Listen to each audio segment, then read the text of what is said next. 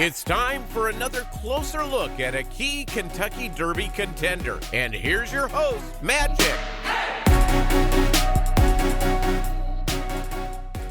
Welcome back to RacingDudes.com. I'm Magic, and today we're taking a closer look at 2022 Kentucky Derby contender White Abarrio, recent winner of the Holy Bull Stakes at Gulfstream Park. And with me to preview this horse is Aaron Halterman.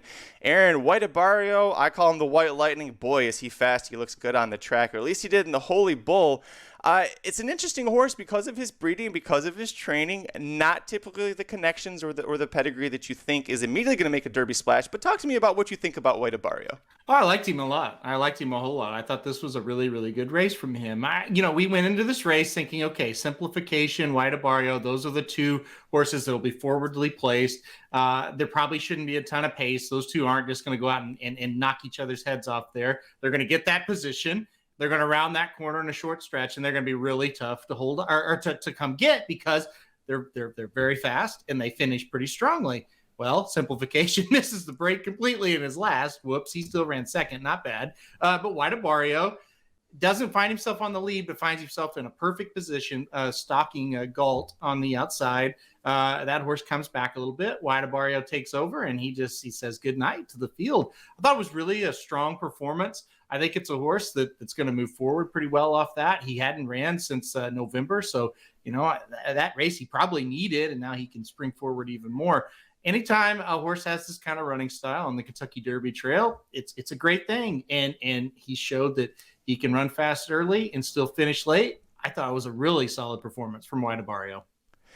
Looking at his pedigree, he's by a sire named Race Day that a lot of fans are going to go, who? But he's actually a son of Tappet. So if I told you this is a Tappet colt out of an Into Mischief mare, you'd probably get very excited about his chances. But he is by Race Day. Should still be able to handle two turns and keep going beyond them on the 16th in the short stretch we had here.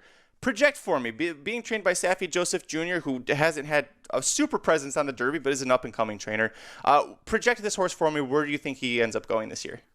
Oh, I think Florida Derby's next, and I think he's a main contender in that race. Again, you just don't know who's going to show up between now and then, but from what I've seen so far on the Florida circuit, White Abarrio, Emmanuel, those are probably going to be the two horses that people are going to like in the Florida Derby as we sit here on February 7th. And again, things could always change, and to find out how much has changed, tune back into RacingDudes.com. We'll have plenty of videos on that, but I like him. And you mentioned his sire Race Day. Sure, a lot of people might not know who that is or remember who that is. Not this guy, because Race Day, I saw him win at 1 1/8 in the Oaklawn Handicap with ease when he was racing. So I don't have any problems with Race Day. I think he was a horse, like I said, maybe flew under the radar a bit, but had very good pedigree and won big races like that Oaklawn Handicap. And like I said, that was 1 1/8.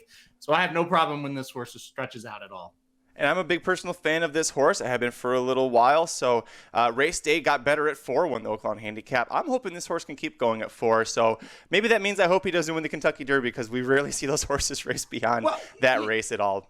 I got to give you credit real quick before you end this. You were a huge fan of this. And, horses that come out of the Kentucky Jockey Club, sometimes they don't do so well. How about this right now? Call Me Midnight came out of the Kentucky Jockey Club and won the LeCompte. This horse comes out and wins the Holy Bull. We got Classic Causeway coming up this weekend in the Sam F. Davis. Let's see if he can. And then the winner, Smile Happy, is going to be in the Risen Star in 2 weeks. So that race looks pretty key right now. It's a very exciting race when you can see, you can look back at the Kentucky Jockey Club, for example, and say, boy, look at all these horses and where they're going. And we can keep looking at that because, as you mentioned, Smile Happy, we haven't seen him since then. Every horse from that field is making him look like a rock star. So if you're a big fan of him, look out for the Risen Star in 2 weeks. If you're a fan of any horse in the Risen Star, start worrying. It looks like the horse is going to be. It looks like the horse is working out like a monster. Is going to be ready to roll at 3. Head over to RacingDudes.com. We've got free picks. Every race, every track around the country. Go to youtube.com/RacingDudes. Hit the subscribe button. Hit the like button on this video. We'll see you at the track.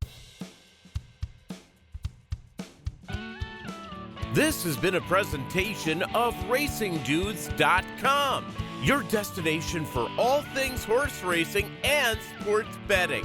Whether you want free winners, expert insider picks, up-to-the-minute trackside weather reports, or podcasts and videos for bettors of all skill levels. Never make another wager without visiting the Racing Dudes. First.